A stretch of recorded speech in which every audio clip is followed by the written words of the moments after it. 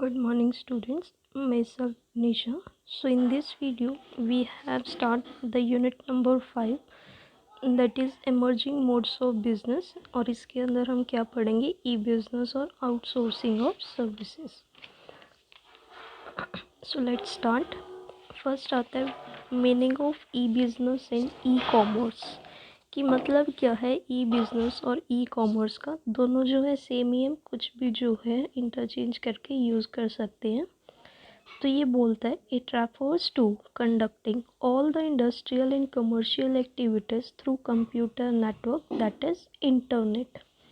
कि रेफर्स करता है कि मतलब कंडक्ट करता है सारी की सारी इंडस्ट्रियल और कमर्शियल एक्टिविटीज़ जो किसके थ्रू की जाती है, कंप्यूटर नेटवर्क के थ्रू. दैट इज़ क्या बोला जाता है उसको, इंटरनेट. की जो भी इंटरनेट के थ्रू जो भी इंडस्ट्रियल और कमर्शियल एक्टिविटीज़ की जा रही हैं उसको बोलते हैं ई कॉमर्स या फिर ई बिजनेस.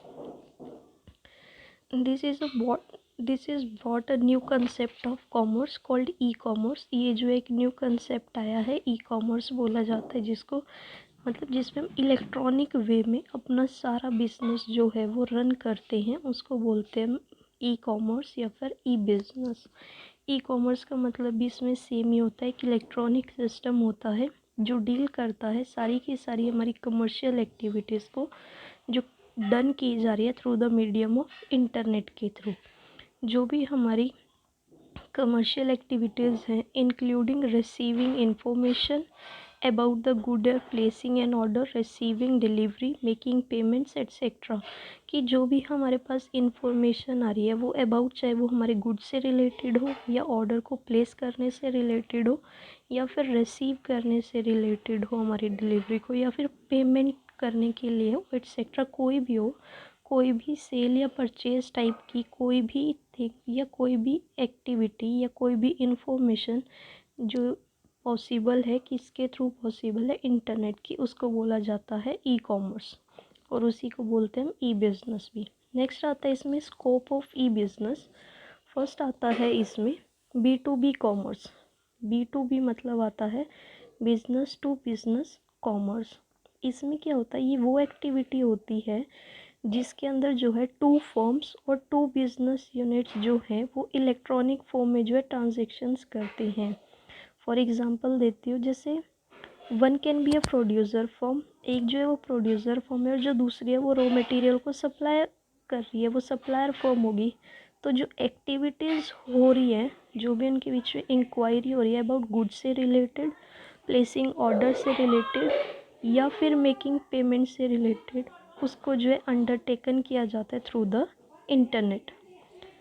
सेकंड आता है बी टू सी कॉमर्स. फिर है बिजनेस टू कस्टमर कॉमर्स. उसमें क्या आता है कि वन पार्टी ऑफ जो है इज़ अ फर्म. एक पार्टी जो है वो हमारी फर्म है और जो दूसरी पार्टी है वो हमारी कस्टमर है. ऑन द वन हैंड, एक हैंड पर जो है कस्टमर जो है वो इंफॉर्मेशन ले रहा है थ्रू द इंटरनेट अबाउट अपने फेवरेट प्रोडक्ट से रिलेटेड, उसको कैसे प्लेस करने, कैसे वो आइटम्स को ले सकता है बाय इंटरनेट और कैसे वो पेमेंट कर रहा है. तो वो अवेल कर रहा है उस फैसिलिटी को अराउंड द क्लॉक. और दूसरे ही हैंड पर जो फर्म है वो उसको हेल्प कर रही है थ्रू द इंटरनेट कि वो आए और सर्वे करे, एटलीस्ट वन टाइम करे और बाय करे हमारे प्रोडक्ट्स को, ताकि जो कस्टमर की लेवल ऑफ सेटिस्फेक्शन जो है वो जान सकते हैं. तो इसको बोलते हैं business to customer service. Second third आती है इसमें inter B commerce. Inter B commerce क्या होता है, विद इन द बिजनेस हम कॉमर्स करते हैं जो कि बिजनेस के अंदर ही रह के इलेक्ट्रॉनिक ट्रांजेक्शन्स होती है टू पर्सन्स और टू डिपार्टमेंट के बीच में सेम बिजनेस यूनिट में. जैसे कि एग्जांपल देती हूँ, थ्रू इंटरनेट जो है ये पॉसिबल है फॉर द मार्केटिंग डिपार्टमेंट के लिए कि वो इंटरेक्ट कर सकती है कॉन्स्टेंटली किसके साथ, थ्रू इंटरेक्ट कर सकते हैं constantly with the production department के साथ, और कैसे जो है अपने उसके गुड को जो है कस्टमाइज़ कराना है as per the requirement of customer, एक इंडिविजुअल कस्टमर के अकॉर्डिंग, कि विद इन द डिपार्टमेंट रह के या जो दो पर्सनस या फिर दो डिपार्टमेंट्स जो हैं वो सेम बिजनेस यूनिट करते हैं. फॉर एग्ज़ाम्पल कि मेरा एक मार्केटिंग का बिज़नेस है, तो मैं बिज़नेस के अंदर ही रह के किस तरह से अपने गुड्स को जो है कस्टमाइज़ करा रहे हैं, कैसे जो है मैं अपने गुड्स को कस्टमाइज़ करा रही हूँ as per the requirement of individual customers के अकॉर्डिंग। तो one can very quickly get the inventor information, एक को जो जल्दी इन्फॉर्मेशन मिले। तो जो पर्सनल डिपार्टमेंट होता है वो बहुत ही एफिशिएंट परफॉर्म करता है अपनी जॉब ऑफ रिक्रूटमेंट के लिए, सिलेक्शन के लिए, उसको बोलते हैं इंटर बी कॉमर्स। फिर इसमें लास्ट आता है C2C कॉमर्स, ये होता है कस्टमर टू कस्टमर कॉमर्स। इसके अंदर क्या होता है, बोथ द पार्टीज़, दोनों पार्टीज़ जो है वो इन्वॉल्व होती हैं और वो इलेक्ट्रॉनिक ट्रांजेक्शन्स करती हैं are the customers. As both the parties जो है वो हमारी कस्टमर्स होती हैं, तो उसको बोला गया है इन्होंने कस्टमर टू कस्टमर कॉमर्स। और ये हमारे लिए रिक्वायर्ड होता है ताकि हम बाय और सेल कर सकें अपने गुड्स को, for which there are no establish maker availables, कि उसमें जो है कोई भी एस्टैब्लिश मार्केट्स जो है वो अवेलेबल नहीं होती, उसको बोला गया इन्होंने customer to customer commerce. I hope आपको इसके ये 4 के 4 जो है समझ आ गए होंगे। अब नेक्स्ट आता है इसमें बेनिफिट्स क्या हैं, उसके क्या क्या एडवांटेजेस हैं। फर्स्ट आता है इसमें वर्ल्ड वाइड रीच, कि हम अपने बिज़नेस को जो है वर्ल्ड वाइड एक्सटेंड भी कर सकते हैं, अपने कॉन्टेक्ट बना सकते हैं, और जो इसका रिज़ल्ट आता है वो हमारी सेल्स को जो है इंक्रीज़ कर देते हैं। सेकंड आएगा इसमें शॉर्टनिंग द सप्लाई चेन, कि जो हमारी सप्लाई चेन होगी हम उसको कम कर देंगे, कि जो मिडल मैन का रोल होगा वो थोड़ा इसमें कम हो जाएगा, जैसे कि होलसेलर से रिटेलर तक जाना, फिर आगे किसी और से वो प्रोडक्ट लेना, फिर आगे वो हमारे कस्टमर्स तक पहुंचाएगा। तो इसमें जो ई कॉमर्स में जो है वो रोल ख़त्म हो जाता है मिडल मैन का, डायरेक्ट कस्टमर जो है हमसे आके जो है अपने प्रोडक्ट को जो है वो परचेज़ कर सकता है। थर्ड आता है इसमें इजी डिस्ट्रीब्यूशन प्रोसेस, कि मैं अपने प्रोडक्ट्स को जो है वो इजीली डिस्ट्रीब्यूट कर सकती हूँ थ्रू द इलेक्ट्रॉनिक वे में, इंटरनेट के थ्रू। किसी भी वेबसाइट्स बनाई होती है, अब जैसे अमेज़ोन हो गया, फ्लिपकार्ट, मीशो और भी बहुत सारे, किसी भी तरह जो है मैं इजीली जो है अपने प्रोडक्ट को जो है अपने कस्टमर्स तक जो है पहुँचा सकती हूँ, और लेस कॉस्ट में। फिर आता है इसमें fourth quick solution to doubts, अगर कस्टमर को मेरा प्रोडक्ट सही नहीं लग रहा है, उसको कुछ डाउट आ रहा है मेरे प्रोडक्ट से रिलेटेड, तो वो ईजिली जो है थ्रू इंटरनेट जो है उसने प्रोडक्ट से रिलेटेड जो है डाउट्स ले सकता है। फिफ्थ पॉइंट आ जाएगा इसमें easy to launch new products, और मैं अपने प्रोडक्ट्स को जो है वो ईजिली लॉन्च कर सकती हूँ through the medium of e business या फिर ई कॉमर्स में, जो है कंप्लीट इन्फॉर्मेशन जो है अपने प्रोडक्ट से रिलेटेड जो है वो अवेलेबल करा दूंगी ऑन द इंटरनेट, उससे जो है मेरा प्रोडक्ट जो है वो इजीली लॉन्च हो सकता है। फिर इसमें सिक्स्थ पॉइंट आ जाएगा लेस पर्सनल कॉस्ट, कि जो मेंबर्स, जो एम्प्लॉयज़ मेरे ऊपर लग रहे होंगे वो कम होते चले जाएंगे, और जो है पर्सनल जो कॉस्ट आएगी जो उन लोगों को मुझे देनी पड़ेगी वो जो है मैं कम दे सकती हूँ। ठीक है। फिर आएगा सेवेंथ इसमें सेविंग ऑफ टाइम, टाइम की भी बचत है, कि मिडलमैन्स नहीं रहेंगे, मार्केट में इधर उधर जाना नहीं पड़ेगा, तो मेरा टाइम जो है वो ऑब्वियसली सेव हो जाएगा। एट्थ पॉइंट आता है इसमें लेस रिस्क इन पेमेंट, कि पेमेंट के टाइम पर भी जो है मुझे लेस रिस्क होगा, क्योंकि लोग जो है वो ज़्यादातर अमेज़ोन फ्लिपकार्ट से जब ख़रीदते हैं तो वो ऑनलाइन पेमेंट कर देते हैं थ्रू द मीडियम ऑफ, या तो वो क्रेडिट कार्ड से इशू करा लेते हैं बैंक को कि उसके थ्रू वो पेमेंट कर देते हैं, तो जो ट्रांसफ़र ऑफ मनी जो है उसका जो रिस्क होगा वो भी कम हो जाएगा। लास्ट पॉइंट आता है इसमें product and services available in remote areas, कि ई बिज़नेस जो है वो पॉसिबल करता है कि जो भी मेरे आसपास वाले एरियाज़ हैं, जो भी मेरे आसपास वाले मार्केट्स हैं, मैं वहाँ पर अपने प्रोडक्ट को जो है ईज़िली अवेलेबल करा सकती हूँ। तो ये आगे थे इसके बेनिफिट्स। अब आगे हमारे पास नेक्स्ट टॉपिक आता है इसमें आउटसोर्सिंग सर्विस और बिजनेस प्रोसेस आउटसोर्सिंग, BPO। दोनों सेम ही है ये, अगर BPO आ जाए तब भी सेम है, अगर आउटसोर्सिंग ऑफ सर्विसेज आ जाए तब भी सेम है। तो इसमें मतलब क्या होता है, it refers to the obtaining some services from outside the organisation in order to run the business successfully and in cost effective manner, कि ऑब्टेन करना सम सर्विसेज अपने बिजनेस से बाहर रहकर भी in order to run the business, ताकि मैं अपने बिजनेस को जो है वो सक्सेसफुली रन कर सकूँ इन कॉस्ट इफेक्टिव मैनर में, जिससे जो है मुझे प्रॉफिट्स हो, मेरी जो कॉस्ट है वो बढ़ जाए। ठीक है। अपने बिजनेस को या अपनी सर्विसेज को ऑब्टेन करना ऑर्गेनाइजेशन से बाहर रहकर भी, ताकि मैं अपने बिजनेस को जो है सक्सेसफुली रन कर सकूं, और जो रन करूंगी वो जो है कॉस्ट इफेक्टिव मैनर में होगा। ये होता है बीपीओ, जिसको हम बोलते हैं बिजनेस प्रोसेस आउटसोर्सिंग। अब इसमें आता है nature of BPO.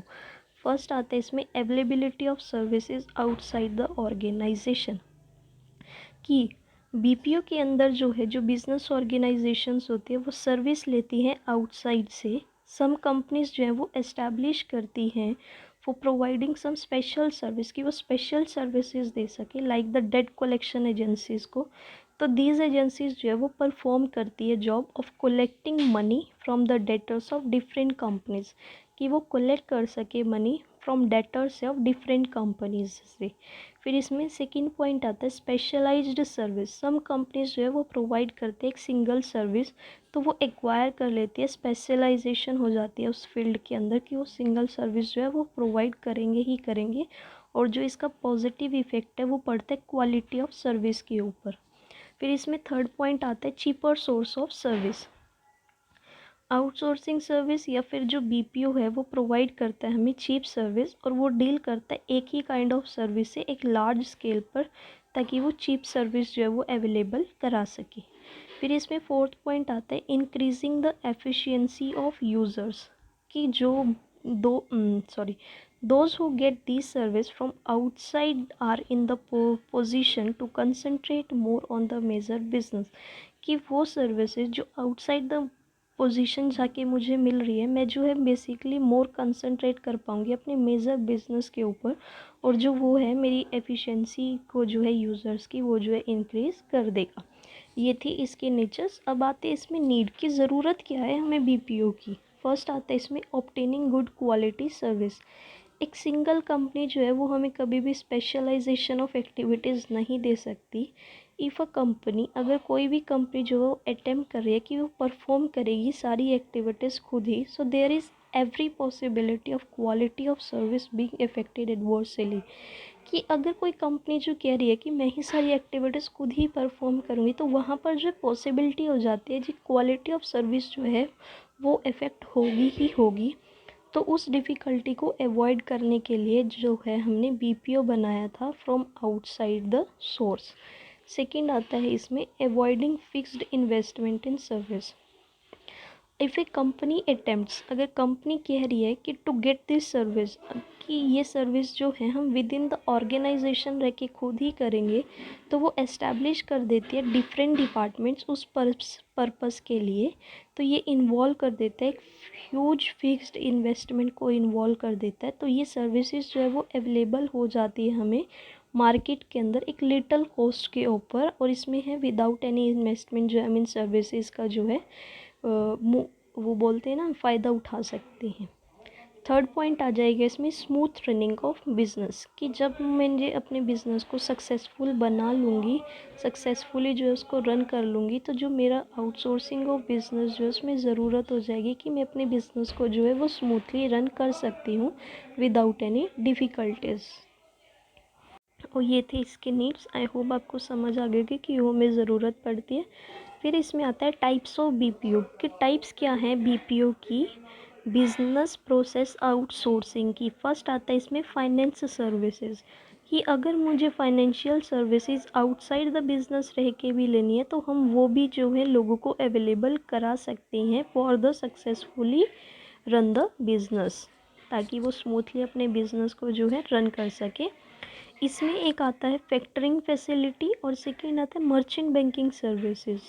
Factoring facilities में क्या होएगा कि जो मॉडर्न सोर्स है फाइनेंस को जो है मैनेज कर सकते हैं अंडर दिस। जो फैक्टरिंग एजेंसीज होती है वो एडवांस में जो है मनी अवेलेबल करा देती है अपने सेलर्स को ऑन देयर क्रेडिट सेल्स के ऊपर, और वो ऑल्सो जो है परफॉर्म करती हैं जॉब कलेक्ट करने की पेमेंट फ्रॉम दी डेटर से। जो फैक्टरिंग एजेंसीज होती हैं उनको जो है सम कमीशंस दिया जाता है और इंटरेस्ट दिया जाता है फॉर उनकी सर्विसेज के लिए। One does not need to invest much capital in credit sales in a business where this facility is available. फिर इसमें सेकेंड है मर्चेंट बैंकिंग सर्विसेज, कि कुछ साल पहले जो है लोग जो है जिनको इशू ऑफ शेयर्स या फिर डिबेंचर्स से कनेक्ट होना होता है, तो वो परफॉर्म करते हैं इन एक्टिविटीज़ को। दीज एक्टिविटीज़ जो वो इंक्लूड कर देती है प्रेपरेशन करते हैं हम, जिसमें सब्जेक्ट मैटर ऑफ प्रोस्पेक्टस की प्रिंट करते हैं हम अपनी एप्लीकेशन फॉर्म्स को और कंप्लीट करवाते हैं हम अपनी लीगल फॉर्मेलिटीज़ को और गेटिंग देते हैं हम सिक्योरिटीज़ को लिस्ट वगैरह किया जाता है, या फिर हमें जब रजिस्ट्रार ऑफ इशू को अपॉइंटिंग लेनी होती है तब हमारे जो मर्चेंट बैंकिंग सर्विसेज जो है वो हमारी यूज़फुल आती है फाइनेंसिंग के टाइम पर। तो इसमें फर्स्ट हमने पढ़ा फाइनेंशियल सर्विसेज। सेकंड आता है इसमें एडवर्टाइजिंग सर्विसेज। एडवर्टाइजिंग सर्विसेज क्या है कि for example there are many advertising agencies होती जा रही है मार्केट में जो प्रोवाइड करती है हमें advertising services to different business organisations के लिए। हर एक बिजनेस ऑर्गेनाइजेशन चाहती है कि वो अपना प्रॉफिट को जो मैक्सिमाइज़ करे, ज़्यादा प्रॉफिट ऑब्टेन करेंगे तो वो हमारी हेल्प करेंगे हमारी ज़्यादा सेल्स होने में। जब हम अपनी एडवर्टाइजिंग के थ्रू अपने प्रोडक्ट्स को दिखाते हैं, अब वो एडवर्टाइजिंग या तो थ्रू टेलीविज़न्स हो या थ्रू रेडियोज़ हो, थ्रू फ़ोन्स हो, किसी भी वे में हो, वो हमारी हेल्प करते हैं ताकि हम ज़्यादा से ज़्यादा सेल कर सकें और प्रॉफिट कमा सकें।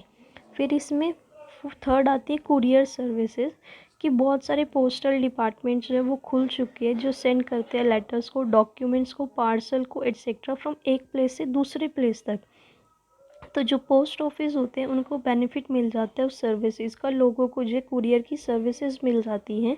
फॉर एग्जांपल अब मुझे अपना कोई प्रोडक्ट ऑर्डर करना है, मैं थ्रू अमेज़ॉन ऑर्डर कर दूँगी तो वो प्रोडक्ट मेरे घर थ्रू कुरियर सर्विसेज आएगा, तो उसके थ्रू जो है मुझे कुरियर सर्विसेज के बेनिफिट्स भी मिल जाते हैं, जिससे जो मेरा बिज़नेस है वो सक्सेसफुली रन हो सकता है और मैं अपने बिज़नेस में जो है ज़्यादा से ज़्यादा जो है प्रॉफिट्स कमा सकती हूँ। लास्ट पॉइंट आता है इसमें कस्टमर सपोर्ट सर्विस। कस्टमर्स जो है वो बहुत ही कंसर्न्ड होते हैं गुड बिजनेस के लिए। इफ़ अगर कस्टमर हैप्पी है तो success is definite, if the customer is happy success is definite. तो मोस्ट इम्पोर्टेंट क्वेश्चन जो यहाँ पर आता है कि कस्टमर्स कैसे हैप्पी हों। तो in order to keep the customers happy many type of services have to be done in the market। कि कस्टमर्स को हैप्पी करने के लिए काफ़ी सारी जो सर्विसेज जो हैं वो अवेलेबल कराई जा रही है, चाहे वो डिलीवरी ऑफ गुड्स से हो या उन्हें प्रोवाइड कराया जा रहा हो after sale services etcetera. For example मैंने कोई वॉशिंग मशीन ली, अब उस वॉशिंग मशीन लेने के बाद मुझे सेल कर ली, मैंने परचेज़ कर ली वो, अब उसको लेने के बाद मेरे घर पर लोगों को भेजा जा रहा है कि उसको कैसे सेटअप करना है, उसको कैसे समझाना है, मुझे आफ्टर सेल सर्विसेज दी जा रही है, जिससे जो कस्टमर का सपोर्ट बढ़ता है, हम कस्टमर्स को सर्विस अवेलेबल कराते हैं, तो उससे जो है मेरी कंपनी जो है वो सक्सेसफुली रन होगी और मैं कस्टमर्स की प्रॉब्लम को भी सॉल्व कर पाऊँगी, तो वो मेरे बिज़नेस के लिए जो है बेनिफिट करेगा और मैं ईज़िली प्रॉफिट्स कमा सकती हूँ। तो ये थे इसके 4 टाइप्स। आई होप आपको ये सब समझ आ गया होगा। अगर कोई भी डाउट हुआ तो आप एक बार कमेंट सेक्शन में कर देना। I will explain you in comment section और in other video also. So thank you so much. If you like it then please subscribe my channel, like, comment and share. Thank you.